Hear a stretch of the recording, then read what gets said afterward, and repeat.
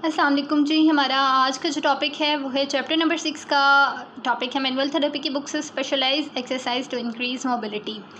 बहुत ही easy topic है, कुछ भी इसमें कॉम्प्लेक्स नहीं है। आप लोगों को इसका कंसेप्ट होना चाहिए, आप लोग इसे खुद भी लिख सकते हैं। Almost all the physical therapist patient should have exercise as a part of their treatment. आपको पता है कि जितने भी फिज़िकल थेरेपी के पेशेंट्स होते हैं उनका जो ट्रीटमेंट प्लान में एक्सरसाइज एक मेन पोर्शन होता है। सब के जो ट्रीटमेंट प्लान होते हैं उसमें एक्सरसाइज लाजमी होती है।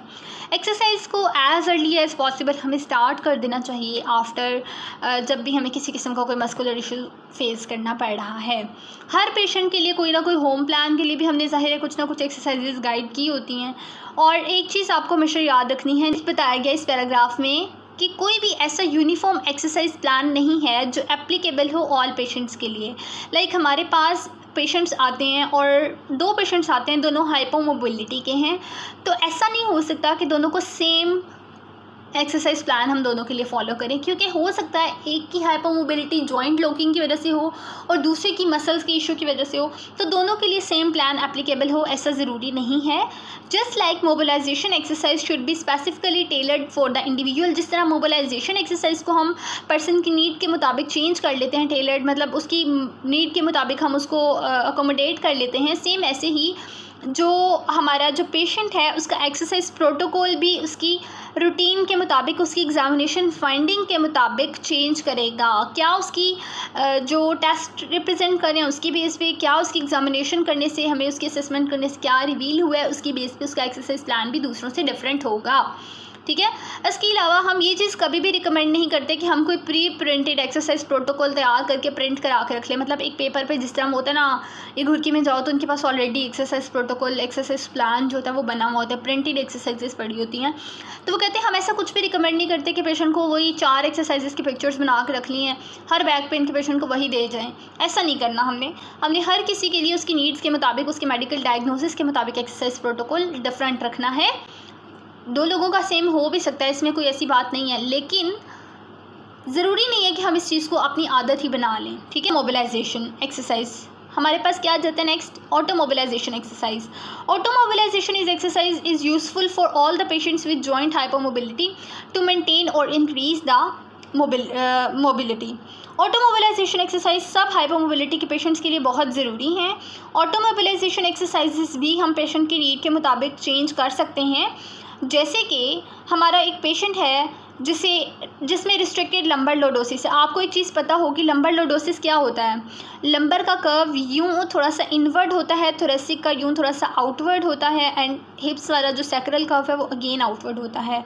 ऐसा पेशेंट जिसमें उसका लंबर लोडोसिस रिस्ट्रिक्ट है, मतलब उसकी लंबर लोडोसिस प्रॉपर नहीं है, थोड़ी सी स्ट्रेटनिंग आई हुई है, वो प्रॉपर इनवर्ड जिस तरह से होना चाहिए वैसे नहीं है, तो ऐसा कोई पेशेंट है उसे बेनिफिट होगा स्पाइनल एक्सटेंशन एक्सरसाइज से। आपको पता है जैसे वो हम अंगड़ाई लेने के लिए करते हैं, यूँ करके अपने आप को अकड़ाते हैं, तो क्या होता है वो हम स्पाइनल एक्सटेंशन कर होते हैं। तो ऐसा पेशेंट जिसमें रिस्ट्रिक्टेड लंबर लोडोसिस है उसे स्पाइनल एक्सटेंशन एक्सरसाइजेस सुकून देंगी, बेनिफिट होगा उससे। लेकिन दूसरी तरफ कोई और पेशेंट है जिसमें बैक पेन तो है लेकिन उसमें किसिंग स्पाइन है, किसिंग स्पाइन की मैं पिक्चर अटैच कर दूंगी, आप लोग देख लीजिएगा, या उसमें स्पाइनल स्टीनोसिस है, इसकी भी मैं पिक्चर अटैच करूँगी। ये स्पाइनल स्टीनोसिस दिखाई गई, मतलब स्पाइन में नर्विंग। ठीक है। स्पॉन्डाइलोलिस्थेसिस की भी पिक्चर अटैच कर दी, आप लोग देख सकते हैं, डिफरेंट स्टेजेस शो की गई हैं। तो ये तीन केसेस हैं। अब किसी पेशेंट में ऐसे केसेस आपको रिप्रेजेंट हो रहे हैं तो उनको स्पाइनल एक्सटेंशन से हरगिज़ बेनिफिट नहीं होगा। ठीक है। क्योंकि आप देखो किसिंग स्पाइन में ऑलरेडी स्पाइन बहुत क्लोज है, एक्सटेंशन करेंगे तो मज़ीद वो करीब आएगी और पेन होगी।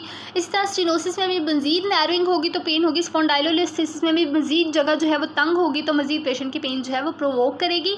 तो इसलिए सब पेशेंट्स को एक्सटेंशन से बेनिफिट्स नहीं होगा, सिर्फ रिस्ट्रिक्टेड लंबर लोडोसिस वाले को एक्सटेंशन से बेनिफिट्स होगा। बाकी जिनके साथ ये सारे मसले किसिंग स्पाइन, स्टीनोसिस और स्पॉन्डाइलोलिस्थेसिस, इनके लिए हमें कोई और एक्सरसाइज प्लान डिज़ाइन करना होगा।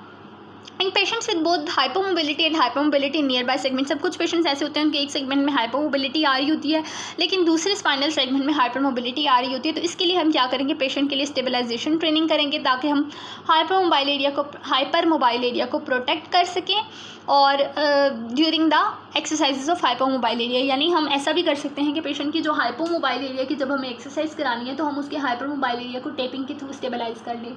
ठीक है। तो ये भी हम कुछ कर सकते हैं। तो ये हमारा आज का टॉपिक था, बहुत ईजी, बहुत शॉर्ट सा टॉपिक था। और वीडियो को लाइक और कमेंट करना बिल्कुल ना भूला करें और इसे शेयर भी कर दिया करें। अल्लाह हाफ़िज़ जी।